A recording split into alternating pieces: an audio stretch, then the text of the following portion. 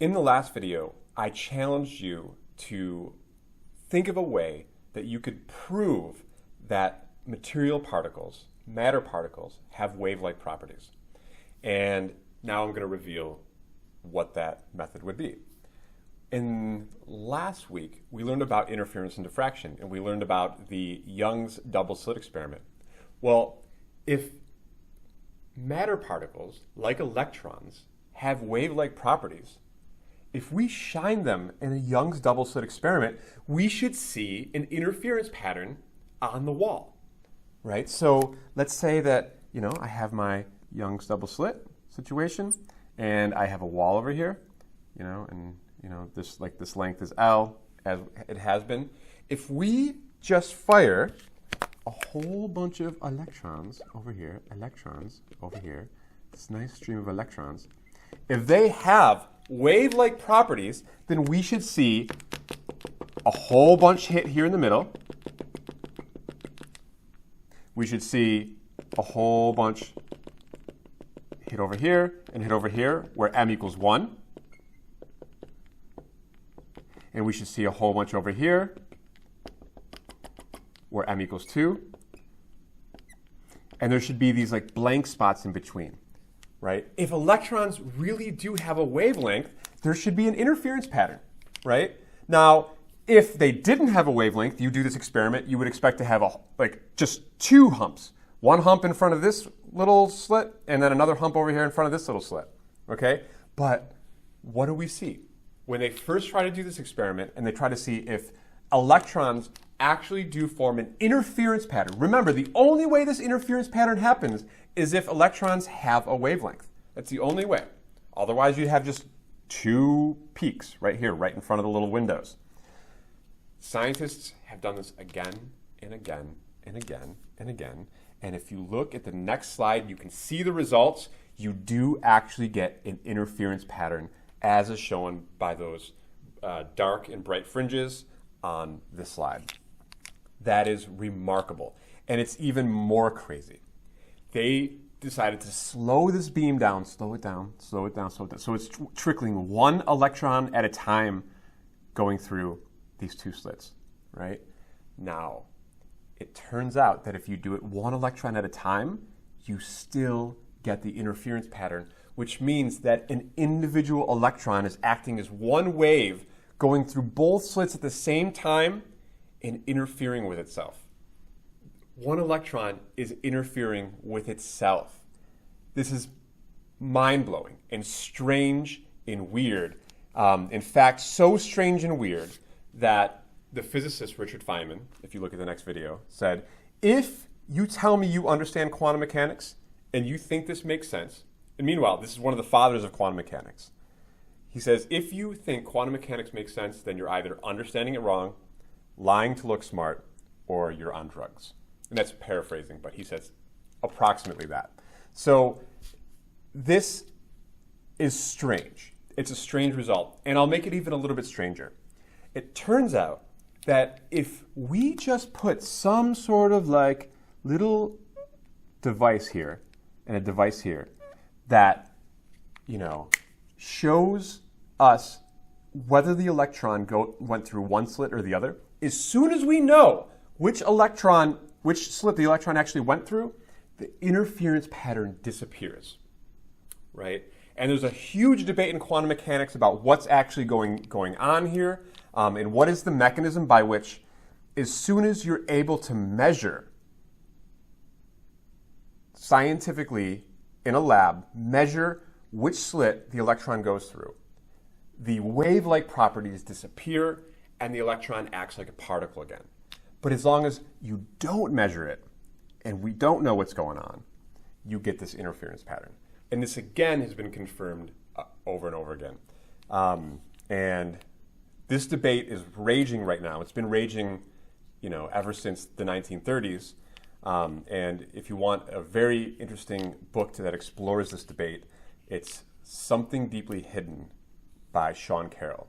I would check it out if this interests you. So, confirming de Broglie's hypothesis, if de Broglie's theory is correct, what should the spacing be between the first and central maximum for electrons being fired at 10 to the 5 meters per second at a double slit that is 1 meters away from the screen? The distance between the slits is 1 micron. Okay, so we're going to say the distance here between these two is 1 micron, or 10 to the minus 6 meters. Okay, it says that the distance L, actually I don't have the distance, but I did want the distance to be L equals 1. Let me confirm that. Yes, so this is 1 meter away. Oh, I did say it. Yeah, double slit that is 1 meter away from the screen. Perfect. Okay, so that's 1 meter away, and I want to find out what is the distance, the spacing between the first order and central maximum. In other words, this distance right here, this y, I want to know that. Okay, remember y equals, so there's like a little triangle going on here.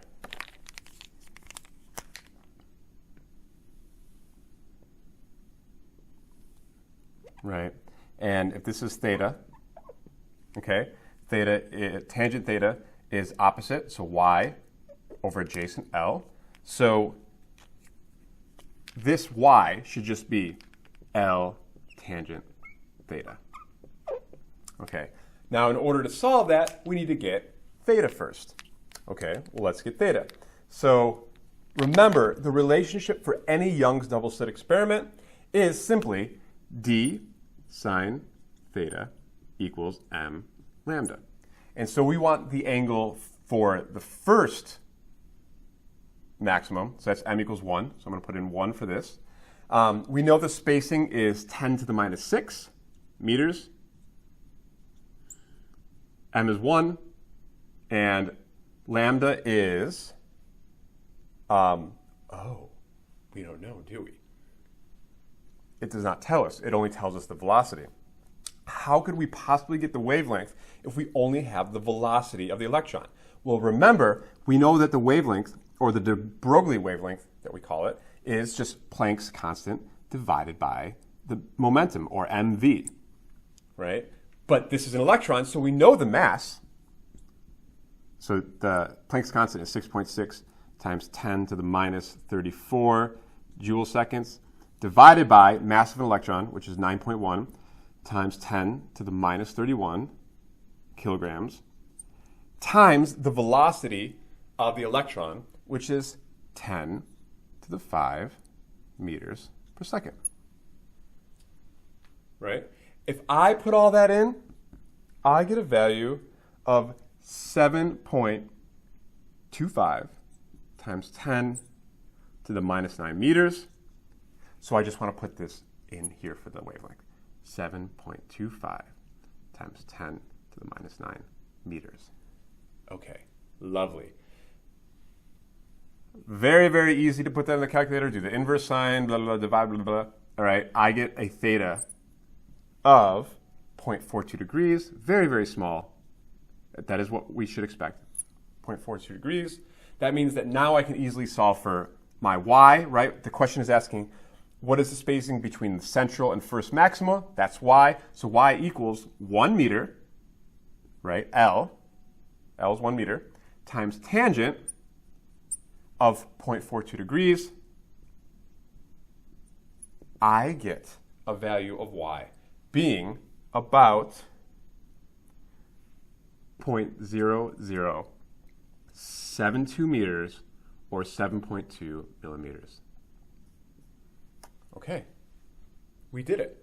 So we scientists, not even us, but scientists years ago, and us if we want to, can go ahead and prove that this relationship is okay, is true, that there is actually a wavelength for electrons that follows this relationship.